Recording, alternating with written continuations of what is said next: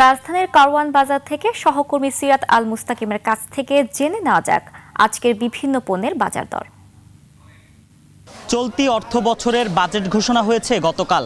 সেই বাজেট ঘোষণার পরে নিত্য প্রয়োজনীয় যে পণ্যগুলো আছে সেই পণ্যগুলোর দাম আসলে বাড়লো নাকি কমলো সেটি জানবো আজকে। মুদি থেকে শুরু করে মাছ, মাংস, এমনকি সবজির বাজার ঘুরে জানাবো আজকের বাজার দর। সানবিট সব দিবে সামাল। সানবিট ম্যাজিক প্রেস ডিশওয়াশিং এর মাথা ঘোরানো সলিউশন। গত সপ্তাহের থেকে এই সপ্তাহে সবজির বাজারে একটু প্রভাব পড়ছে। মেঘ বৃষ্টির কারণে সবজির দামটা একটু বেড়ে গেছে। গত সপ্তাহ থেকে এই সপ্তাহে সবজির দাম কেজি প্রতি 10 টাকা 5 টাকা বাড়তে আছে। তবে মাছের বাজারে কিছুটা অস্বস্তি।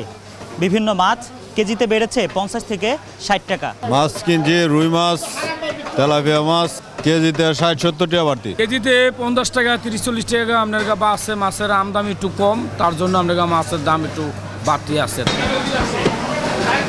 অপরিবর্তিত আছে মাংসের দাম। গরুর মাংস, খাসির মাংস গত সপ্তাহে যে দাম ছিল এই সপ্তাহে সেই দামই আছে। আগের মাংস ছিল 780, আজও 780, 60 টাকা, 70 টাকা, 80 টাকা। কিন্তু মুরগির মাংসে 30 থেকে 40 টাকা বেড়েছে। মুদির বাজারে ফিরেছে স্বস্তি।